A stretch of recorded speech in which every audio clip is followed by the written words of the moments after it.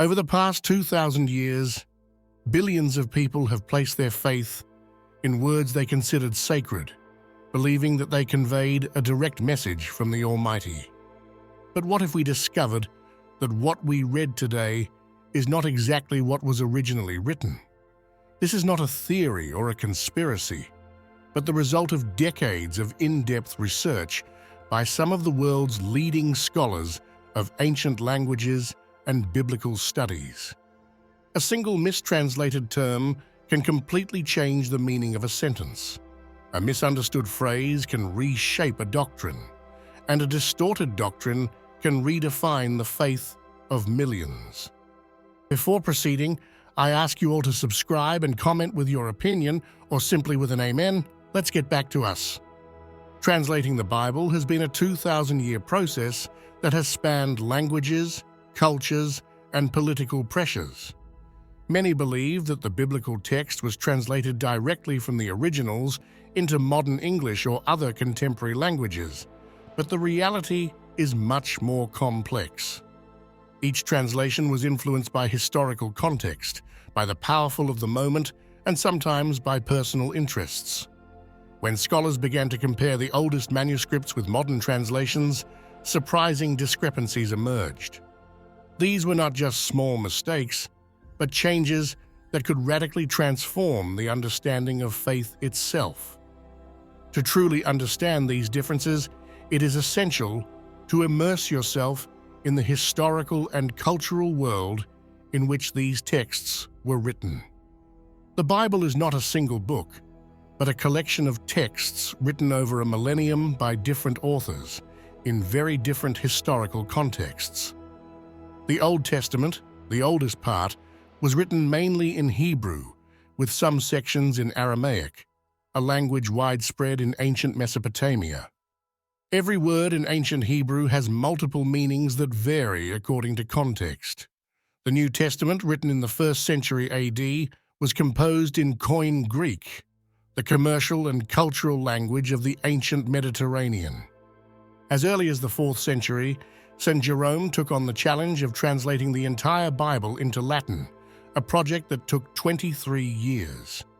His version, known as the Vulgate, became the standard text of the Catholic Church for over 1,000 years. Even Jerome himself admitted the difficulties. Translating word for word would have made the text incomprehensible, but modifying the structure and words meant risking betraying the original intent. Beginning in the 4th century, political decisions began to influence biblical translations. For example, the Council of Nicaea, convened by Emperor Constantine in 325 AD, not only aimed to unify Christian doctrine, but also influenced the interpretation and translation of texts. Over time, translations such as William Tyndale's in 1526 or the King James Version of 1611 reflected the political needs and agendas of their time. Specific words and concepts were translated in ways that reflected the cultural, religious, or political priorities of the moment. A case in point is the Hebrew term haikal, which can mean either palace or temple. When it was translated into Latin as templum and into English as temple, part of the original meaning was lost. This raises a critical question. If a simple term can lose so much meaning, what happens with more complex concepts like sin, salvation, or heaven? One of the most significant translation errors concerns the word hell.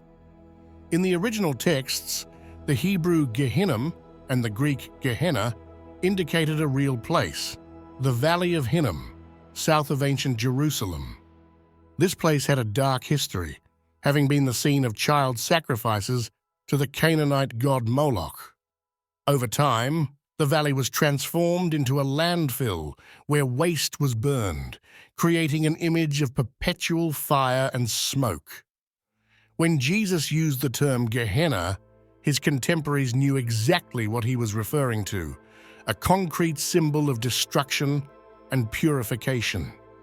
But with the translation into Greek and then Latin, Gehenna became infernum, a term that evoked the underworld of Greco-Roman mythology. In English, it became hell, heavily influenced by Norse mythology and medieval imagery of a place of eternal torment.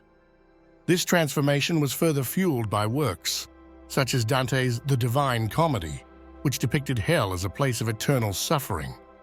Thus, a real and concrete image of purification was transformed into an abstract idea of eternal punishment, often used as a tool of control by the medieval church. Another crucial example concerns the prophecy in Isaiah 7:14, which is fundamental to the doctrine of the virgin birth of Jesus. In the original Hebrew text, the word used is alma, which simply means young woman or marriageable girl. It does not necessarily imply virginity. If the authors had wanted to emphasize virginity, they would probably have used the term betula, which clearly indicates a virgin. However, when the text was translated into Greek in the Septuagint, alma was rendered as parthenos, meaning virgin.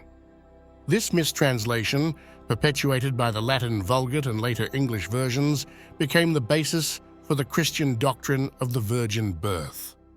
Originally, the passage in Isaiah referred to a specific event in the 8th century BC, related to the reign of Ahaz and a sign for his time. This reinterpretation had enormous implications, influencing not only Christian theology, but also cultural perceptions of purity and female sexuality.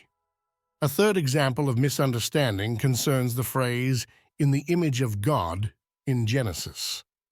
In Hebrew, B'Tselem Elohim did not simply mean an abstract concept. In the ancient Near East, being in the image of the gods was a privilege reserved for kings, who were considered the exclusive representatives of divine authority. However, the biblical text makes a revolutionary statement extending this dignity to all humanity. Over time, however, subsequent translations and interpretations diminished the scope of this egalitarian message. In the hierarchical societies of medieval Europe, this phrase was used to justify the divine right of kings and the power of the church, creating a social and religious hierarchy that opposed the original message of equality.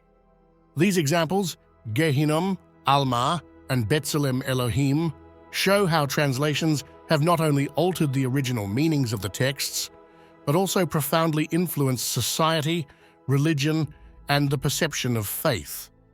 Understanding these changes requires not only linguistic study, but also knowledge of the historical and cultural context in which these texts were written.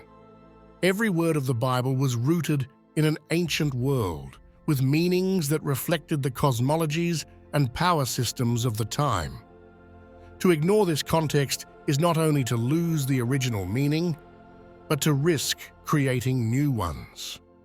Correctly interpreting ancient texts is not just an academic exercise, but an opportunity to rediscover the depth and transformative potential of the original message.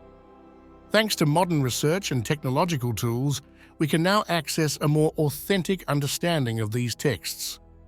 This does not weaken faith, but strengthens it, offering us a clearer and more authentic vision of its origins. Only by courageously facing these discoveries can we build a more authentic faith rooted in truth.